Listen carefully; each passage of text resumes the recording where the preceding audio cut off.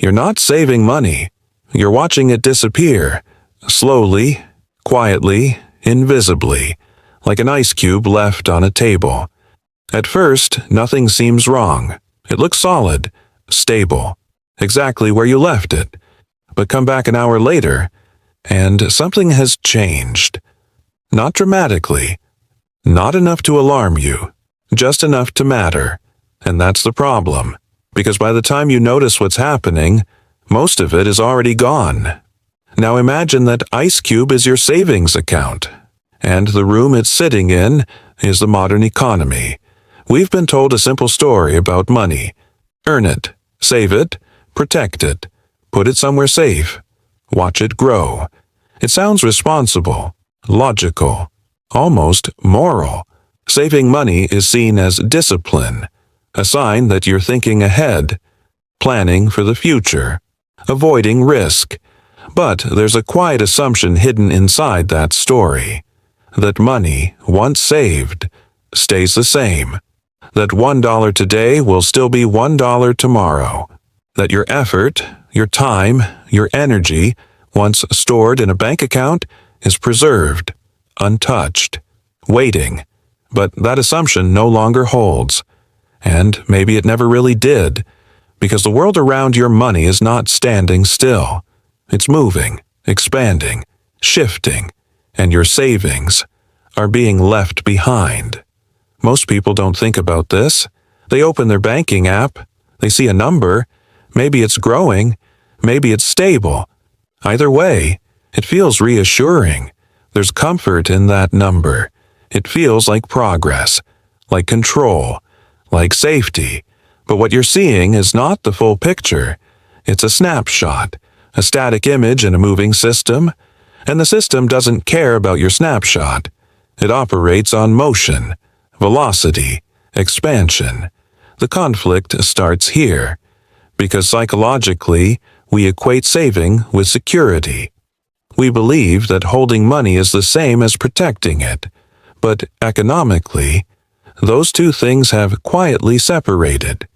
You can hold money and still lose it, not in a way that triggers panic, not in a way that sends you alerts, but in a way that erodes your future, bit by bit. Most people sense this, but can't quite explain it. They notice that life feels more expensive, that their salary increases, but doesn't stretch as far. That saving more doesn't necessarily make them feel more secure. There's a tension, a subtle mismatch between what they see and what they feel. And when that tension appears, they usually blame themselves. Maybe I'm not saving enough. Maybe I need to budget better. Maybe I need more discipline. But that explanation only works if the system itself is neutral. And it isn't. Because your savings account is not just a container. It's part of a larger machine. And that machine behaves very differently from what you were taught. Let's step back. Imagine money as stored effort. You work for hours, days, years, and in exchange, you receive numbers. Those numbers represent your time, your focus, your life, compressed into a form you can store. Now you take that stored effort and place it somewhere safe, a savings account. You assume it will sit there, preserved, waiting for when you need it. But here's what's actually happening. The moment you deposit money into a bank, it doesn't just sit there. It moves. The bank uses it. It lends it out. It invests it. It circulates it through the system. Your money becomes active, even if you are not. And while your balance appears unchanged, that same money is being used to generate more money elsewhere. At the same time, new money is constantly being created, not printed in piles like we imagine, but generated through loans, credit, and financial expansion. Every time a loan is issued, new money enters the system, which means the total supply of money is always increasing. And when the supply increases, each individual unit becomes slightly less powerful. Not overnight, not dramatically, but consistently. This is the part most people never fully see. Your savings account shows you a number, but it doesn't show you what that number can actually buy. It doesn't show you its purchasing power, and that's where the illusion lives. Because the number can stay the same, or even go up, while its real value goes down. It's like measuring your height with a ruler, while the ruler itself is shrinking.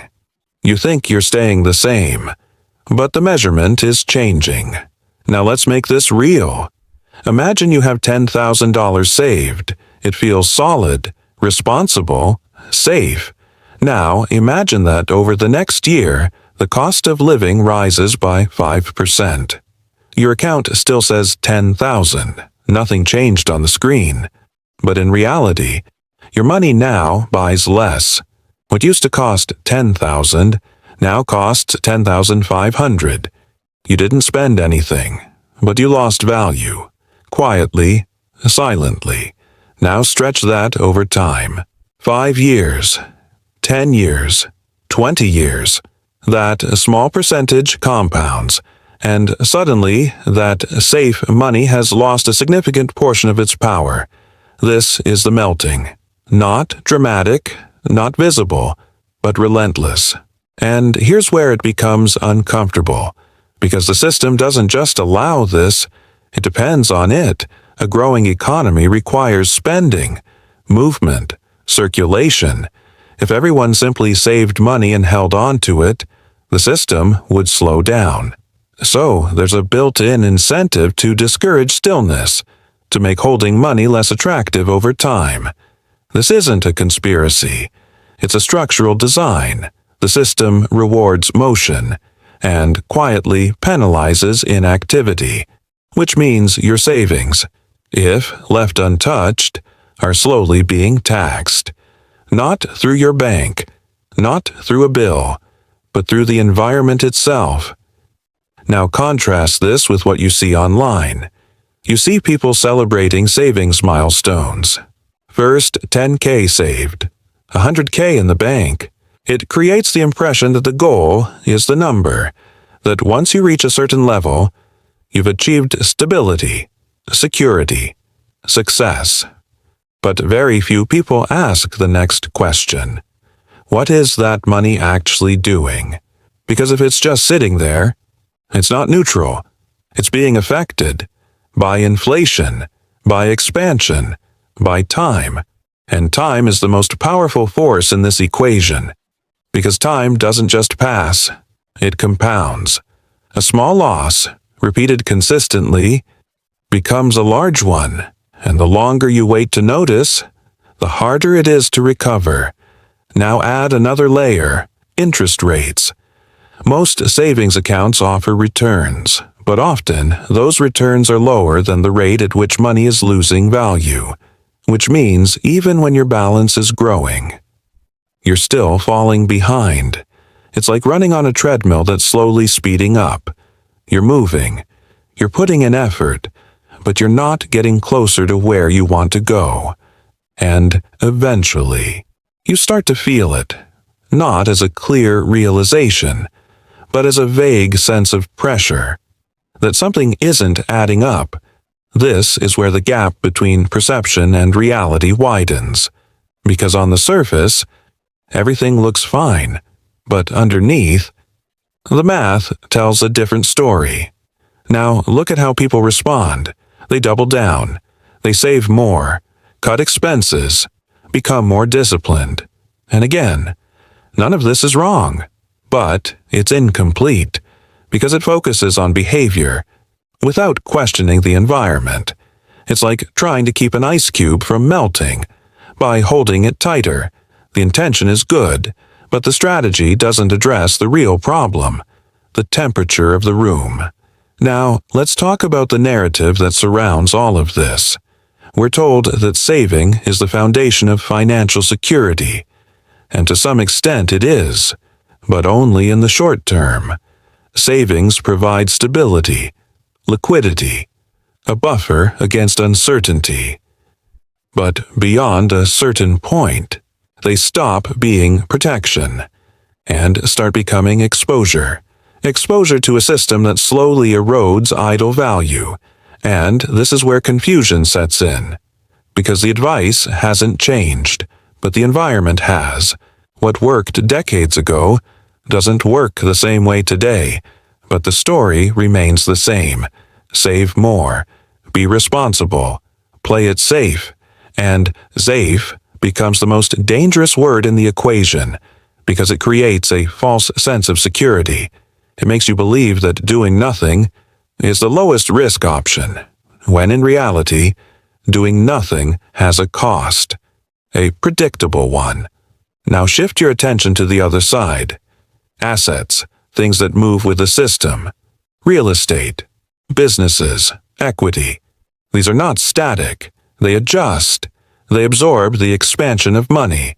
They rise, not always smoothly, not without risk, but they move, and that movement is what protects them. While your savings sit still, these assets shift with the environment, which creates a divide between those who hold money and those who deploy it. And over time, that divide widens, not because one group is smarter, but because they're playing a different game. Now here's where things get more complicated. Even when people understand this, they struggle to act on it, because the alternative feels uncertain. Saving feels safe. Investing feels risky. Movement feels uncomfortable. And the human brain prefers visible stability over invisible decay. It chooses the known over the unknown, even if the known leads to a slow loss. This is not a lack of intelligence. It's a survival instinct. We are wired to protect what we have, to avoid loss, to seek certainty. And the system aligns with that wiring. It offers you comfort, predictability, familiar structures, in exchange for long-term erosion. A quiet trade, easy to accept, hard to detect. So most people stay where they are. They keep saving, keep watching the number, keep believing that stability equals safety, until one day they realize something. The number is bigger than it used to be, but their life hasn't changed in the way they expected. Things still feel expensive, time still feels limited, freedom still feels distant. And that's when the real question appears. Not how much money do I have, but what is my money actually doing?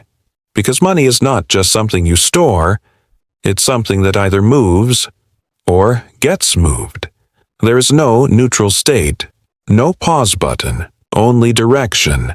And if you don't decide that direction, the system will decide it for you, quietly, gradually, without asking.